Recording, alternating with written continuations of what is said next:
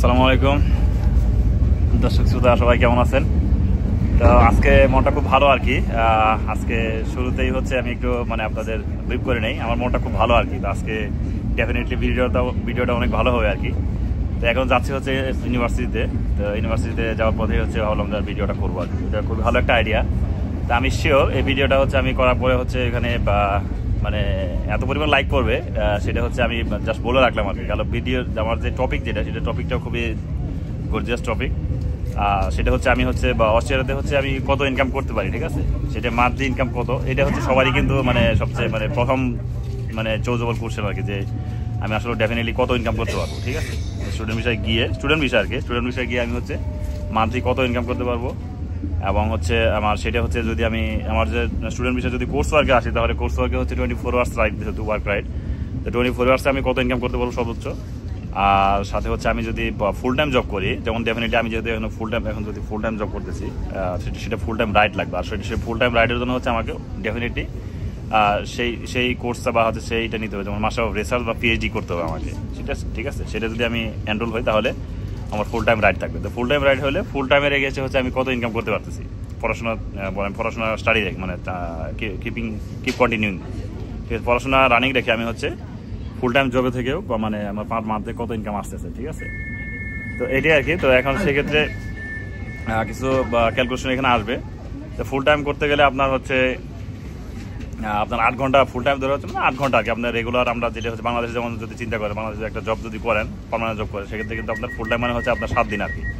6 দিন, এক সপ্তাহে 7 দিনের ভিতরে একদিন বন্ধ থাকে, আর 6 দিনই কাজ করেন, ঠিক আছে? শনি থেকে আমাদের শুক্রবার যেটা হয়, বৃহস্পতিবার বন্ধ। আর এখানে হচ্ছে 2 দিন বন্ধ থাকে, আর হচ্ছে আপনার মানডে টু ফ্রাইডে ধরে আর কি, ঠিক আছে? তো মানডে টু ফ্রাইডে প্রতিদিন হচ্ছে মিনিমাম 8 ঘন্টা। এটা হচ্ছে ফুল টাইম ওয়ার্ক রাইট আর কি, ফুল টাইম জব। তো সেই ক্ষেত্রে এটার ইনকামগুলো কেমন হবে, ঠিক আছে? সাথে তো পড়াশোনা আছেই। আর পার্ট টাইমের সেটা হচ্ছে আপনার কোর্স ওয়ার্কে যদি আসেন, তাহলে ডেফিনেটলি আপনার যারাই আসবেন প্রত্যেকে কিন্তু পার্ট টাইমের আন্ডারে, এবং হচ্ছে সেটা যদি আমি একটু ব্রিফ করি অন্যভাবে, যেমন হচ্ছে এখানে যদি আপনার যে ওয়ার্ক রাইট যেগুলো বললাম, সেগুলোর এগেন্সে হচ্ছে আপনার যে 24 আওয়ার্স ওয়ার্ক রাইট বা 48 আওয়ার্স ওয়ার্ক রাইট বা 40 আওয়ার্স ওয়ার্ক রাইট, এগুলো হচ্ছে আপনার টিএফএন বা হচ্ছে ট্যাক্স ফাইল নাম্বার। আপনাকে অবশ্যই এগুলো ট্যাক্স ফাইলের হচ্ছে আন্ডারে কাজ করলে যেরকম হবে সেটা আর কি। যদি ক্যাশ জব করেন, ক্যাশ জবের কোনো লিমিট নাই, আপনার ক্যাশ জবের কোনো ঠিক ঠিকানা নাই, ক্যাশ জবের কোনো ডকুমেন্ট নাই। এটা যা ইচ্ছা তাই করতে পারেন। আপনি যদি কোন যে ক্যাশ জব যদি আমি সপ্তাহে যদি আমি হচ্ছে 100 ঘন্টা কাজ করি, আপনার যদি কুলায় 100 ঘন্টা কাজ করে সপ্তাহে ধরে হচ্ছে আপনি 5 লাখ টাকা পাইলেন, কোনো সমস্যা নাই, ঠিক আছে? সেটা আপনি যদি ওইভাবে মেনটেন করতে পারেন আর কি, ঠিক আছে?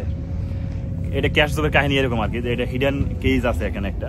অস্ট্রেলিয়ান গভর্নমেন্ট কিন্তু সবাই জানে যে হচ্ছে ক্যাশ জব করলে এটা পোলাপান করে আর কি। কারণ ডেফিনেটলি আপনার হচ্ছে যে টিউশন ফিস আপনার হচ্ছে $22,000, $17,000, $18,000, এগুলো কই থেকে সম্ভব? আপনি হিসেব করে দেখেন না। আপনার হচ্ছে যদি স্টুডেন্ট বিষয়ে আসার পরে হচ্ছে যদি কোর্স ওয়ার্ক যদি করেন, সেক্ষেত্রে আপনার হচ্ছে ডেফিনেটলি পার উইকে হচ্ছে আপনার 24 ঘন্টা ওয়ার্ক রাইট। 24 ঘন্টা ওয়ার্ক রাইটে কত টাকা ইনকাম করতে পারবেন?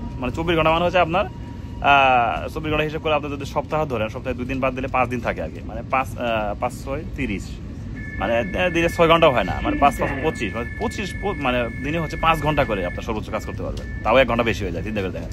এটা পুরোটাই হচ্ছে ট্যাক্স জব আর কি। আপনার অস্ট্রেলিয়ান গভর্নমেন্টকে আপনি টিএফএন জব যদি পান বা ট্যাক্স জব পান, সেক্ষেত্রে সেখান থেকে কিন্তু ট্যাক্স কাটবে, কাটার পরে যে টাকাটা আপনি পাবেন সেটা আপনার হচ্ছে পার আওয়ারে আপনার টাকাটা পাবেন আর কি। 24 ঘন্টা ধরে 24 ঘন্টা যদি হিসাব করেন, তাহলে 24 ঘন্টায় আপনার কত টাকা আসবে? এখানে যে আমি একটা সিনারিও বা সার্ভে আপনাকে শেয়ার করি, সেটা হচ্ছে এখানে যদি ট্যাক্স জবগুলো কীরকম, যদি 24 আওয়ার্স বা পার্ট টাইম ওয়ার্কের যে চাকরিগুলো, সেগুলো হচ্ছে আপনার ইটস বেসড অন আপনার হচ্ছে জবের যে সিচুয়েশন বা জবের কন্ডিশন বা হচ্ছে জবগুলো কীরকম, তার উপর বেস করে কিন্তু এগুলো সাধারণত হয়।